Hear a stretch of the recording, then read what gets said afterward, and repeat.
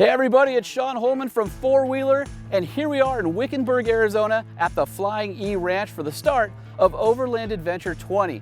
We've got an amazing week of backcountry travel planned with over 40 vehicles, everything from old Rangers and Lexus GXs and Land Rovers to Jeep JLs and JTs. We even have some really awesome vintage iron that you're not going to want to miss. With over 70 participants, we promise on giving you a great adventure. So let's hit the trail and let's get started. Welcome, Overland Adventure 2020. Just being here is amazing. It's been a long road to get here, both figuratively and literally, but here we are. So with that, I'm going to hand it over to Nina. Over 3 days, we're gonna travel through central Arizona. We're gonna do a great big loop. You're gonna see everything from, we're down here in the saguaros and the Sonoran Desert, and then we're gonna be up in the pine forest at the highest points and then everything in between. So water's a big deal in Arizona. We don't have a lot of it, and you get to see one of the coolest ones today. I'll give you some information on that when we get on the road. Radio check. All right, once again, turning left at the stoplight on the Highway 93, and then we're only going to be going about a mile down and turning right onto our dirt road at the big water tower.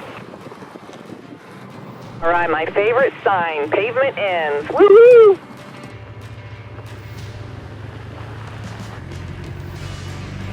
So this morning we started in historic Wickenburg at the Flying E Ranch, which is an awesome guest ranch to hang out at and stage from.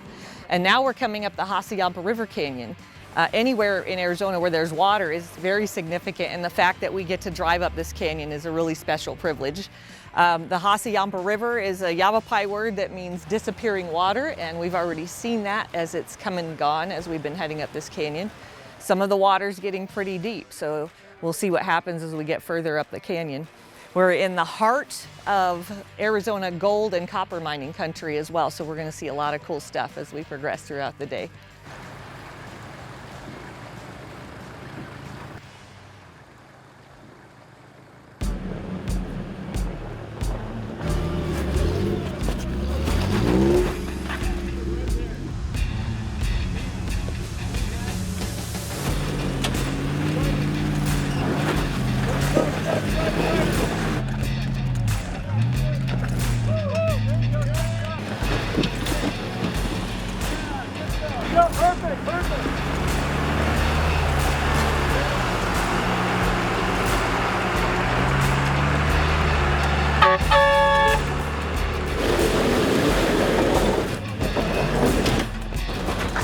There you go, go, go, go, go. Stop.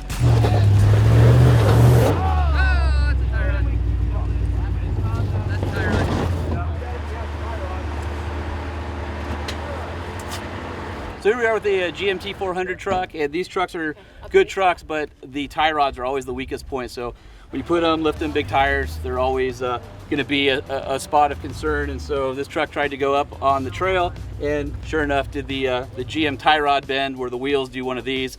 So just to get them off the trail, fortunately, we didn't break it. We didn't break the end off.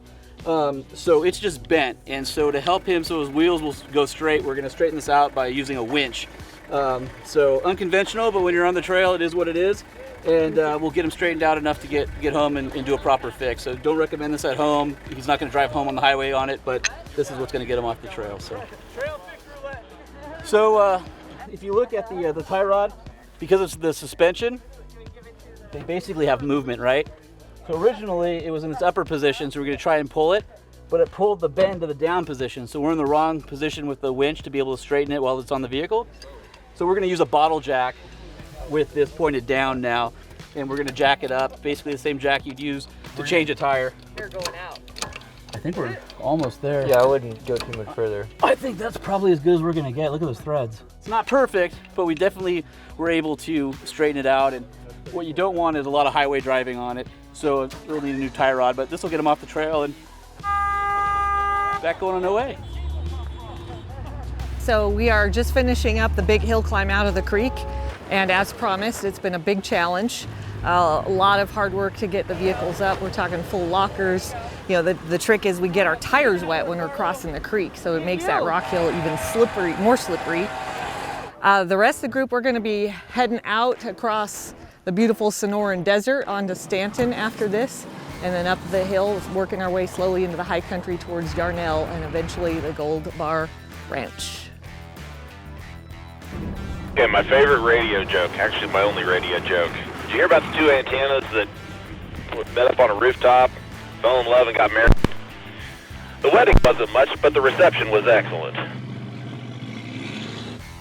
So the town that we are bypassing, we're going to just go by it off to our right side in the mountains, is going to be the outlaw town of Stanton, Arizona, which most people have heard of Tombstone or Dodge City and the bad reputation that those towns had, but Stanton made those look like Sunday school. All right, we're coming through the little tiny town of Congress, Arizona. We do have some cute little buildings over here on the left. So you might notice we have some Arizona wildlife over here on the left. We have a giant toad. It's known as the Congress toad. Coming up is going to be Highway 89A up the switchbacks into Yarnell. Up those hills, my temperature's climbing a little bit, so I know that it's kind of getting there. So if she's got that stop leak, we can put it in somewhere.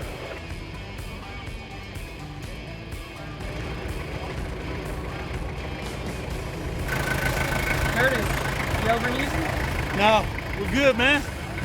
Where we're going, we don't need showers. No, true Overlanders get those Overlander shower wipes, right? Because that's what everybody Overlander does. No, true Overlanders get the shower tanks on their Overland vehicle. Those of us who are true Overlanders and less bougie get the shower pouches. And yes, they're amazing. Hey, it's Sean Holman again from Four Wheeler, and we just wrapped up day one of Overland Adventure 20, and we are out here at the Gold Bar Ranch for our first night of camping. And it was a crazy day today. We had a lot of breakdowns and issues, some ingenuity on the trail.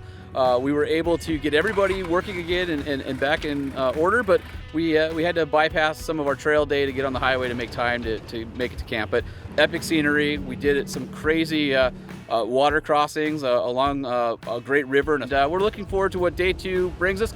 Hopefully there won't be too many breaks tomorrow. I think we used our quota today, and we'll have a great long day on the trail. Looking forward to day two coming up soon.